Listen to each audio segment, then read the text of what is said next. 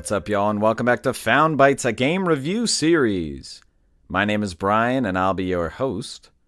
If you don't know about us, we're all about testing out and finding small, high-quality video games. This is a podcast that aims to respect your time and money as a gamer and a consumer by sifting through storefronts and sales to find the gems that may be worth your precious resources. If you're interested in reaching out or helping out, feel free to email us at foundbytesgrs@gmail.com, tweet at foundbytesgrs, and also rate and subscribe to us on whatever podcast feed you're using. Also, don't be afraid to leave some comments. If you're a developer who would like to participate in our Spotlight interview series of special episodes, please reach out through any of our channels. We would love to hear from you. But enough about the show. Let's get into our next game.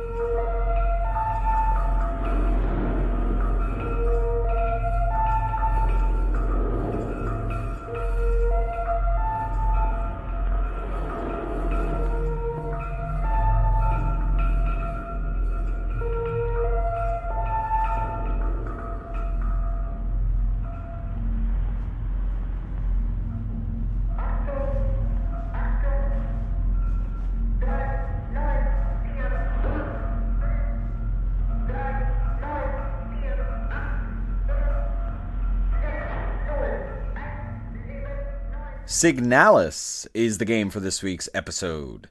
Signalis is a survival horror game, and some comparable games. Lamentum is one that's very similar, which we've done before. Resident Evil 2, The Evil Within, Dead Space, so you're definitely seeing a theme here. But it also pulls a lot from Nier Automata, Control, and Returnal, and I'll talk about those connections. The game was originally released in October of 2022 on PC, Switch, Xbox One, and PS4. The game was developed by Rose Engine, which is a small team, a two-person team, Yuri and Barbara, and they work out of Germany, so shout out to them, because the two of them put this entire game together. The game was published by Humble Games, and so we have definitely seen them before. They published A Hat in Time, Dodgeball Academia, Void Bastards. The game had a physical release in February of 2023, and that was done through Humble Games.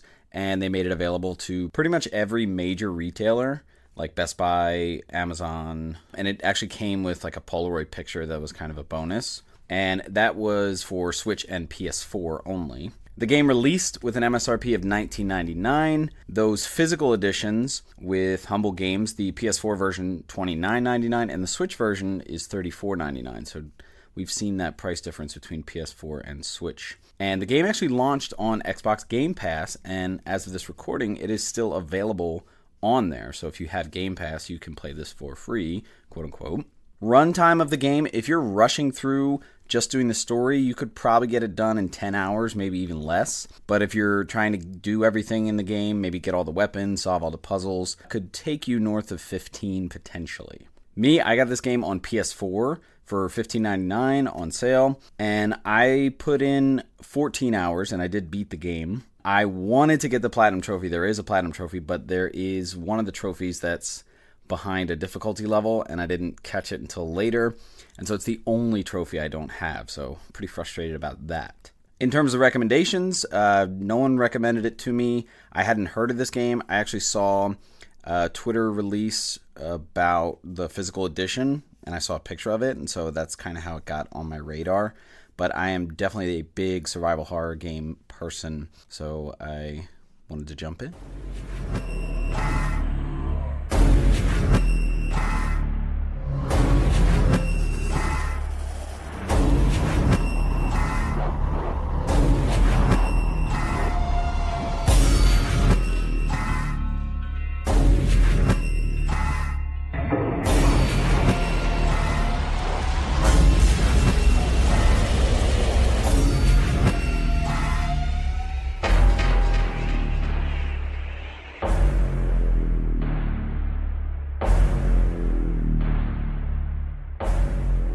Alright, let's talk gameplay for Signalis. So this is a survival horror game. The camera is like a top-down isometric camera. It's very similar to Lamentum. And let's go through the basic move set. So your character can walk around, and it's pretty basic. You can move with the joystick, and you can hold a button to run. Your character is minorly clunky, I would say, but nothing that's really out of the realm of what you probably experienced in this genre of game. There is an aim mechanic where you pull up your gun and then you'll see a laser kind of go around and you can move the other joystick to move it. And you'll be interacting with a lot of different things. So a lot of them are going to be objects or items. Some of these may have like a highlighted box come up around them. You're going to be a lot of doors that you're going to interact with, ladders, NPCs that you're going to talk with. And just in general, like you can go up to things and press a button and kind of talk to yourself. In terms of traversal, most of your traversal is going to be going from room to room or floor to floor, whether it's through doors or through ladders or through staircases and things like that. You'll interact with a lot of doors. Most of them you can open. Sometimes they'll be locked. There'll be different types of locks. Like some will be like, hey, you require this key, or some will say like you need to open it from the other side. And then a lot of doors are going to be just blocked, like barricaded, or like they don't work. It basically just means like you can't go that way. And all these rooms and places are going to populate on the map screen. So you can hit a button, pull up the map, and basically you can see a room once you've gone in it. So when you go in a room, it'll pop up on the map and it'll show you all the possible doors or exits from that room. These are primarily going to be squares and rectangles. Sometimes they'll be like a bent elbow or a long hallway or something like that. But what's interesting is that the room will show you all the possible doors. And if you approach them and the icon comes up for you to interact with that door, it'll also populate on the map. So on the map, the doors, if you haven't interacted with them, will just stay gray, the same color as the room. But once you go up to them and acknowledge what can be done with it, there'll be a color indicator on your map. So if it's blue, that means you can pass through it. If it's red, that means it cannot be accessed. And if it's yellow, that means it's locked, which could mean that you need to find a key or you need to open it from the other side. You're going to encounter a lot of safe rooms, and this is not a surprise in survival horror games. When you go to a safe room, there will be an icon on the map. It's like this little red box. And when you're in a safe room, there's a bunch of things you can do. So you can save. There's like this little computer with a red screen, and all you have to do is go up to it, and when it's highlighted with a box, you just click it. There are 4 save slots that you can use, and you can overwrite them an unlimited amount of time, so it's not like Resident Evil, like some of the early ones where you have a limited number of saves or anything like that. Also in the safe rooms, you might find items or different things to interact with, and you'll be able to manage your inventory. In the safe room, you'll have a storage box, and this is just like any other survival horror. It's kind of like a magic box. It can hold an unlimited amount of things, and any safe room you go to will access that same storage box. There are some limitations for items that stack, so ammo and like health items. There is a max to their stack, and I'll talk about that when we talk about items. In terms of their placement, I think there's really good frequency with the safe rooms, and they're a fair distance away. There were a couple times where I was kind of in the middle of 2, and so you have the option of saying like, oh, I could go to this safe room or this safe room. So again, very similar to Lamentum, where I've had that experience. And also, as you're traversing, you'll have different kinds of sequences, and we'll talk about the progression. But sometimes you'll have sequences where you have like a first-person view, and you're interacting with things. All right, let's talk items and inventory. Interacting with objects, like I said, for the most part, you're going to see like the 4 corners of a box kind of highlight an item when you get close to it. There are 2 main types. One is like notes or lore. Like you might come up to a note, or it might be a book or something like that.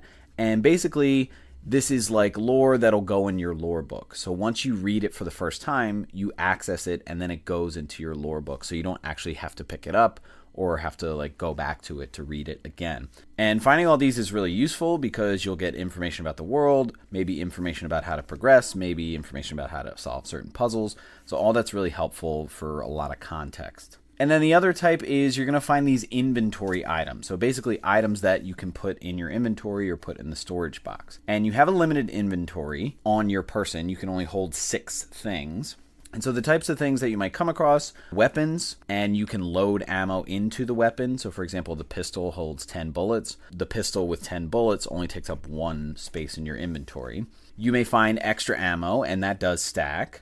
But depending on the ammo for the particular gun, it might have a maximum that's different. Health items also you'll find, and these also have a max stack depending on the different type of health item. You will find a lot of progression items or keys, some quite literally, some not literally.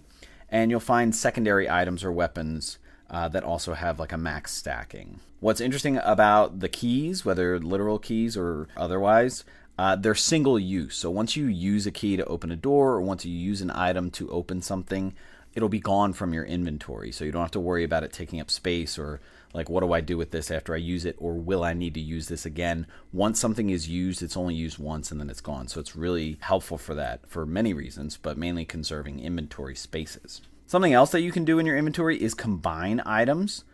And this is similar to games like Lamentum and Resident Evil. These can have story implications, puzzle implications. So when you look at your items in your inventory, you can actually go over them and you can examine them, inspect them, like rotate them, and then there'll be a little blurb on the side. So it'll kind of give you clues in the description if it can combine with something or if it's missing something. For example, like multiple times you'll find tape, and you'll have an item that clearly needs to be taped, and then you just combine them in the inventory. So there's simple things like that, but then there are certainly more complex ones that might give you a little more time or a little more pause. In terms of managing inventory, this might take up a lot of your mind space as you're playing this game. You can put items in your storage, but when you're full and you're not near storage, you can only destroy things. So you can't drop items. So you have to take your time when you're picking things up and really manage your inventory in terms of what you could leave there, what you want now. And anytime you interact with an item that you can pick up in your inventory, the game will ask you if you want to pick it up. So it's not just like you pick it up and don't quite know what it is yet. Other ways to manage inventory. So if you have room in the clip for your gun and you have extra ammo in your inventory, like you can reload and then it'll take that ammo that's taking up a space. You may find yourself doing a lot of runs to safe rooms to spill out your inventory or make space for things. This is something I did a lot in Lamentum. I did a lot in Resident Evil 2. I'm very OCD about this. Like, I will not progress the game just so I can get all the items in a room, even if I have to do like 3 runs back to a safe room. That's how I play. Not everyone has to play that way, but I'm very compulsive about that. But in terms of advice, I would suggest, like, whenever you leave a safe room, to always have like 2 to 3 spots in your inventory open, just in case. In terms of item distribution in the game, I never found that I lacked in health items, and there are a bunch of different types. It is possible that you run out of ammo. This is survival horror resource management, so if you just sit there and shoot all your bullets, I'm pretty sure there are a limited number of bullets in the game, so you might want to use that sparingly. In terms of progression and how you progress through this game, a lot of times you're going to have these bottleneck points or choke points where basically you need to access a certain door or an elevator that's in a particular area or on a particular floor. And so a lot of what you're doing is sort of the means to an end to get open that door. And you do that by finding required items, finding specific keys. You might even need to find key codes. And so there's a lot of puzzling elements. And sometimes it's very small. Sometimes it's very basic. Sometimes it's more kind of overarching. And these puzzles are going to involve things like item combinations, like we talked about before. It might be you finding something to interact with a particular mechanism on a wall. It might involve you reading through some of the lore, not that extensively, but I like that there's a real variety here with how you solve certain things or how you get past certain things. And I also like the frequency of it. In all honesty, I only had to look up a puzzle maybe once or twice. For the most time, like, I was kind of flying through, especially with the item combinations. What I found was that I would just get a lot of items and just like combine them and open things up in my inventory on my own and not even know what the key was for or not even know what the item was for. So I found that I had things ready even before I needed them. So a lot of these puzzles and items are going to be things in your inventory. Some of them are going to be things you're going to interact with in particular rooms. And the map is really good about this because when you go into a room that has like a mechanism or a puzzle in a room, it'll have an indicator on the map for it. And if you haven't solved it, I'm pretty sure it's like outlined in red, but once you solve it, once you open it, it'll kind of fade away and just be black. So other ways that you'll kind of progress the story or know that you're progressing is you're going to find some NPCs and you're going to talk to them. Sometimes it's just in passing, but sometimes it might initiate like a cutscene. Sometimes there might be like flashbacks. Sometimes this may also initiate an FPS sequence. So these 3 things are sometimes what are going to segment with something opening or going to a new area. And multiple times in this game, it will segment the chapters. I think maybe twice in the game, there's like a point where you won't return to something before. So just be aware of that. I think the game is pretty good at letting you know when that's going to happen. But most of the game is going to be one major location, like most of the middle meat of the game. There are also bosses. There's not that many, and they're pretty varied in their mechanisms. But this basically means like you'll be thrown into a room where like you have to defeat this boss to get out. So it'll be kind of like a locked room situation. And other than that, you will have some optional tasks that you can do. Most of these are related to finding and accessing weapons. Like, they are optional to get all of the weapons, so you don't need them. But I found it very satisfying to, like, unlock all of the things because I had the items, and so I want to see what I get. In terms of enemies, I'll say that there's a pretty good frequency overall. There are some rooms that are, like, super populated with enemies, and there are some rooms that might have one or might have none. But overall, I think the distribution is pretty good. When you kill an enemy, the body actually stays there. And if you've played Dead Space, you might know what I'm about to say, which is that sometimes they will revive. And I don't know the frequency or the timing for when it happens. I feel like as I've been playing this game, it has to do with like how many times I've come through a particular room. But sometimes it doesn't work out that way. Most of these enemies are mainly like zombie-like. They do have varied form, and they have different speeds that they move at. They sometimes have defenses. They have varying health and varying attack strength on you. And most of these are going to be melee attacked. You may have rare occasions where something is like shooting a gun at you, but for the most part, all of the interactions you're going to have with enemies in terms of them harming you are going to be when they're close to you. So let's talk combat, because there are a lot of different strategies and a lot of different things that you have at your disposal to deal with enemies. Primarily, you're going to be aiming a gun. When you hit the aim button, your character will pull up their gun, and you'll see this red laser that's kind of moving around if you move the other joystick.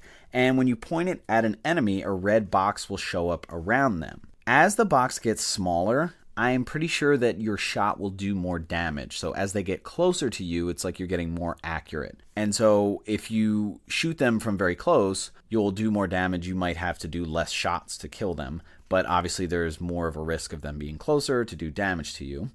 Something else that's interesting about the box is that if at any point there's an X over the box, that means there's some kind of obstruction between you and the enemy, whether it's like there's a wall or a pillar, or some enemies will actually have shields. So if you keep the aim on them and see whenever that X goes away, be prepared to shoot, because it might mean that they put their shield down or they just came out from behind something. There is a reload mechanic that you can do both in the menu and out in real time. In terms of changing a weapon, you have to go into the menu and equip a different weapon. So if you're in a pinch, you can always go to the item menu and just reload and also change your weapon at the same time. You'll also have secondary weapons that are like these consumables. And the way that they work is you can equip them. So you have your gun that you can equip, and then you have another kind of smaller slot for these secondary consumable things. And basically they act as like melee things that'll knock an enemy over. So I think there are two types. There's one that's thermite, and it'll like burn the enemy. And then another is like a stun gun kind of thing, but it's a consumable. And so when you equip them, you have another button that you can use when you're close to an enemy, and you can use it on them. And the goal with enemies is to get them down on the ground. So once they're down on the ground, you actually have to run up and you have to stomp them. But if you don't stomp them after a certain amount of time, they will get back up and you'll have to knock them down again. So you don't want to waste too much ammo. It can be tough if you've got a bunch of enemies around you, but I think if you run over and hit the animation to stomp on them, there might be like some frames of invulnerability there. So in terms of health and healing, so when you get hit, you'll take damage, but there's not like an HP meter. There's actually like a little EKG monitor in the bottom left that is color coordinated. If it's like this blue, that means you're in the clear. If it starts to get green or yellow or orange, that means you're starting to lose health. And if you go on the menu, there's more of a description of your status. Like it'll have different words. If you're fine, it'll say nominal. It might say caution. It might say warning. When it says warning, that means you're down to your last there. But it's very Resident Evil because it's not like a health bar. It's like this visual indicator that something is different. or that you're taking hits. And in terms of accessibility and pacing, there is a difficulty level choice that you can make in this game. I think there are 3 of them: casual, normal, and survival. Survival is the one that is required for one of the trophies, so I'm so mad because that's the only trophy I'm missing. Having multiple save files is also really good. Again, if you're someone who's super meticulous and like you had a particular encounter that you didn't like how much ammo you used, you can always reload it. I did die a few times, but it was never really at the same encounter. So I feel like once I died, like I kind of learned my lesson, or sometimes I reloaded before I was going to die. Again, if I didn't like how the interaction went.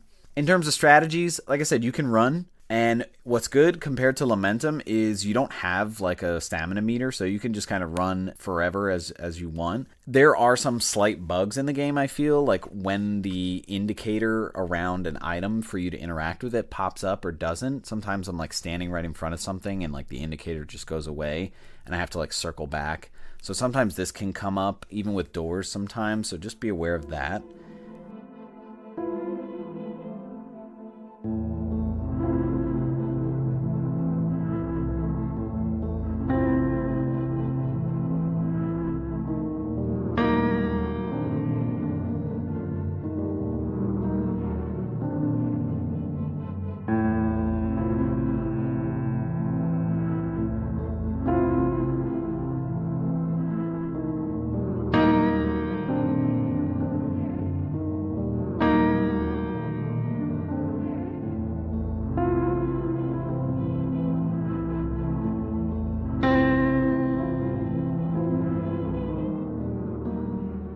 All right, let's talk about the vibe. So let's start with the visuals. So the game is very pixelated, but it is also very detailed. And by pixelated, I'm talking about the model that's in front of you, the model that your character is. But what's interesting, the visuals will change. Like I said, there are cutscenes sometimes. Sometimes it'll look at your character and just the bust of them. And again, sometimes there'll be like those FPS sequences. So when you see a lot of these cutscenes, or even sometimes with the bus, it'll kind of look like anime stills. And the same for when there's like a flashback, like cuts to different things. What's also interesting is the game really leans into like the digital side, or things being hacked visually. So you'll see like these strange sequences of images sometimes. And sometimes it's like numbers and letters and things like that. Also, sometimes you're going to see a lot of like horror images or nightmare images kind of flashing through. Just things that I don't think I could really describe or want to, because I don't want to spoil it. But it does take a lot from Lovecraft and even David Lynch. And what's interesting is that the creators actually cite these, among many others, as part of their influence. In terms of color, black and red are going to really shine through here. Things are black colored, but in general, the game has some dim lighting, and there's actually a flashlight that you'll get. But as you go through, like the lights on the wall sometimes are red. When you have cutscenes or when you're seeing flashbacks, you're going to see a lot of red in the backgrounds, just like straight red screen. And so it gives it like a strange kind of alert vibe. In terms of environments, we're going to talk about things being futuristic, but you're in like these mechanical environments. You're in like this warehouse or this industrial thing. So there's like all kinds of doors that are mechanical and elevators, and everything is like sensor based. Enemies are kind of strange. They're like blurred a bit. A lot of the basic enemies, like they look like they're just frenetically pulsing as they're sitting there. And what's interesting is that sometimes this can be an indicator when an enemy is going to revive. But like their faces are blurred. They're odd shapes. They are vaguely humanoid, but some of them are like really tall. Like oddly tall. That can be a little bit of that Lovecraftian there. And some of the appendages that are on them are sometimes really odd, but you definitely don't get any faces or like this is a human type vibes, but they do have humanoid figures. Something else you'll see in terms of imagery is like language. So a couple times as you cut through the game in different segments or different chapters, there will be like a boot up screen that has like numbers and letters on it, like a computer is booting up. But what's interesting is in the game, there's a lot of German. Like I can see the words in German, but when you like interact with something, like it'll have it in English. I think that could be related to the fact that they are in Germany, the developers. Like that's where they live, and so I'm sure they speak German, and so they write German. So I was interested in that because at first I was like, oh, they're German. But then sometimes, like in a boot up screen, or sometimes when you have these flickering images in terms of horror images or like really fast images happening, you'll see like these, what I would assume are Japanese characters. And so I didn't quite get the connection. And so my mind was kind of wandering, and it gave me like a little bit of a Man in the High Castle vibe, like alternate history, like post World War II, is Germany and Japan, like is this the futuristic society? So it did kind of throw me off a bit, but it really intrigued me. And so on top of that, in terms of themes and stories, there's something obviously futuristic about this. Androids in the future. I don't know if there are any humans in this game. And so this pulls a lot from Nier Automata if you've played through that. I'm pretty sure everything you interact with is an android or some kind of a robotic humanoid thing. As you're gathering lore, you're reading these notes, these books, the lore tends to detail about different model types of these androids and how they behave, like what some of their tendencies are or what you need to be aware of or avoid. But I'm pretty sure you are one of these too, so it's really interesting. And also things about imagery and them having memories. Like you do read some diary entries, and it's really interesting how they have memories, like they're questioning why they have memories. It's really cool because it's very related to a show called Dollhouse, which is a Joss Whedon show. A lot of talk about cycles and time. There's confusion in my mind as I'm watching this in terms of what happened when, like what is the beginning, what is the end. And there's a lot of existentialism about these characters, their sentience. I mean, I had questions, but they had questions as well. There's also the idea of them like loving or being in love. For me, as I'm seeing some of these cutscenes, I'm seeing these interactions, what you're talking with NPCs, reading some of the lore, I'm sitting here thinking, who wrote this? Who wrote these lore? Who is studying them? Who's talking about the different types of androids? Like, it just kind of pulls me out. It's like a breaking of the fourth wall, and I really enjoy it. There is also, like, for me, like a vagueness of, like, what is real, what's a metaphor. And it reminds me a lot of Returnal. If you've played through Returnal, I know it's a newer PS5 game. But, like, what is this? Are these characters real? Is this really happening? So a lot of confusion there, but I love that confusion, that gray. And so it leaves me with a lot of unanswered questions, but also it leaves me without questions. Like, I don't even know what to ask sometimes. In terms of audio, a lot of the sounds you're going to hear are, like, metronomic. And it's also some of the music has, like, this metronomic quality. And it kind of pulls you in, like, this cyclical winding down the drain, like, not sure what's going on, what's mundane, what's routine. It does amp up when you get certain encounters, kind of like Void Bastards did. When you're in an encounter, it definitely captures like the direness, feeling like you should make quick decisions or rash decisions or waste ammo. But it's a lot of simple sounds and things that you might hear in horror movies or even in a game like Lamentum that you've probably heard before. In terms of enemies and their sounds, pretty horrifying, a lot of screams. Like once one of them sees you, they scream out and then they all run towards you. It really gives that immersive vibe there.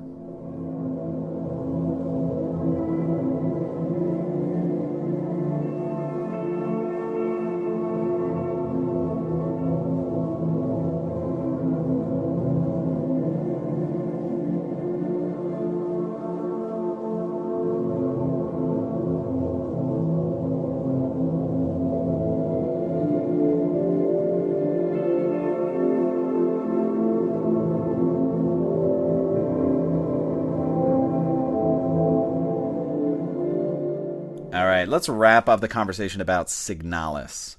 So I'm a little biased because I am a big survival horror resource management gamer. I really ate this gameplay up. I think the combat is good. I got the hang of the aiming. I don't think it's what shines in the game. I think getting that feeling of I need to manage my ammo, I need to figure out, like, can I muster up enough courage to run past these enemies, so that direness coming through. I love the puzzles. I love racing through them and the inventory and like managing the inventory with that. I didn't think many of the puzzles were that challenging, but there were a couple that kind of stumped me and I was just like over it and I looked it up. Love the setting. Love the lore. This whole world that was created is really fascinating. It really gives me vibes of Returnal, of Control, or even like that Blade Runner kind of futuristic. Also a bit cold, a bit empty, a bit lonely. I think this is a game that I'm going to ponder for quite a bit of time. I'm a bit mad about not being able to get that platinum. I don't want to have to play through this game all in survival mode, but it's one trophy. I'm just so irked. If you're somebody that loved Lamentum or Resident Evil 2 or any kind of survival horror game, you gotta play this game. In terms of value, I like it for $20. I actually might get the physical edition and get that kind of physical bonus thing. But if you're not someone who's a genre vet with these, $15 might be more your speed. So if you want to wait till it's on sale, I think there's a lot of entertainment value, a lot of world building, a lot of existential questions, and this is 2 people that made this game, and I think that makes it all the more impressive. But great game, I highly recommend it. Alright, that's going to wrap it up for this episode. Stay tuned for our next episode to see what new game we found for you.